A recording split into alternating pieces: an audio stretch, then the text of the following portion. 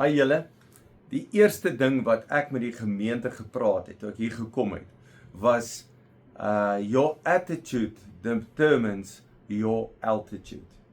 Dink oomlik hier aan. Your attitude determines your altitude. Want die Here het met ons gepraat, dat ons moet nie neerslagtig wees nie, ons moet happy wees. Ons moet besluit om 'n goeie gesindheid te hê. Ons moet besluit om ons attitude te verander, ons gesindheid teenoor die dorp te verander, teenoor mense te verander, teenoor Limpopo te verander, teenoor Suid-Afrika te verander.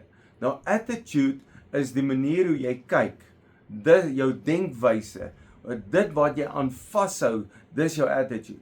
Maar jy moet verstaan, ek kan nie jou attitude verander, jy kan dit net self verander. Nou, dit kan ook soos 'n bril wees, verduidelik wees soos 'n bril. Ek sit 'n bril op, nou ek kan nie hierdie bril vat en dit op jou dwing nie. Ek kan net vir jou sê, jong, sit 'n ander bril op, kyk op 'n ander manier, en jy kies. Maar dis ek wat die bril opsit, en ek kan beter sien. Maar attitude determines altitude is die beste met 'n vliegtuig. 'n Vliegtuig se attitude, dis een van die akse van hom. Die attitude, as 'n vliegtuig op, sy neus op is, gaan hy op. As sy neus af is, gaan hy af onder toe. Sy neus bepaal die rigting waar hy gaan. Nie iemand anderste nie, die vliegtuig self. Nie eers die wind nie, nie eers die weersomstandighede nie, maar dit wat die vliegtuig doen. So jy kan nie neus af onder toe wees en dink jy gaan opgaan in die lewe nie.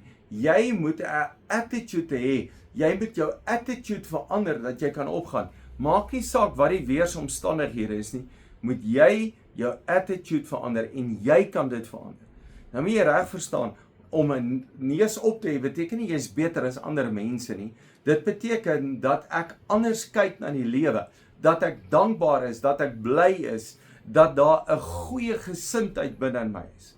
En nou praat Paulus met die gemeente van Filippense, dan sê hy in vers 5, die Filippense 2 vers 5, julle gesindheid, julle attitude moet soos Jesus Christus in wees. En as jy kyk, vanaf vers 1, dan praat hy daarvan om nederig te wees, om nie hooghartig te wees nie, dat ons een van liefde, een van hart en een van doel sal wees, dat ons selfde gesindheid sal hê. Dan sê hy dieselfde gesindheid as Christus. Hoor nou, hoe was sy gesindheid? Alhoewel hy self God was, het hy nie vasgeklou aan die goddelikheid wat hom toekom nie, maar hy het dit prys gegee, en hy het 'n slaaf geword en aan die mense gelyk geword. En toe hy as mens geleef het, het hy homself nog verder verneder, deur tot die dood toe gehoorsaam te wees, ja, tot die kruisdood. Hy sê, en daarom het God hom die hoogste posisie gegee, en elke tong sal bely, elke knie sal buig, wanneer sy naam genoem word. Maar dit is my so mooi, hy het die gesindheid gehad, om 'n mens te word. Dit wat hy gehad het, het hy gelos, hy het dit laat gaan, 'n mens geword, en toe nog self verder verneder, tot die dood toe, deur gehoorsaam te wees. Nou is jou attitude om gehoorsaam te wees, is jou gesindheid, ek gaan luister vir die Here, vir jou gesindheid, ek is beter as ander mense, man ek is nie eens op die lig, ek kyk af op ander mense, dis nie die regte attitude nie, dis nie Jesus se attitude nie. Maar terwyl Jesus op aarde was hy een wat dankbaar was, hy was een wat bly was, hy was een wat die armes gesien het, die blindes gehelp het, die krepeles gehelp het, mense uit die dood uit opgewek het, vir mense omgegee, vir mense kos gegee. Dit was sy gesindheid. Sy gesindheid was nie, Here, hoekom moet ek dit doen nie? Here, waar is U nie? Dis sy gesindheid, om gehoorsaam te wees, om die pad van die Here te loop. Dit moet ek en jou gesindheid ook wees, om 'n goeie attitude te hê.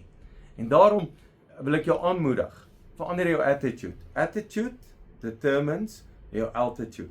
So jou gesindheid, dan moet jy dankbaar wees vir jou werk, dankbaar vir jou huis, dankbaar vir jou gesin, dankbaar vir die skool, dankbaar dat jy lewe, dankie vir Suid-Afrika. Net dankbaar te wees, gaan jou hele attitude verander. Dankie dat jy 'n goeie attitude het. Jy's 'n great blessing.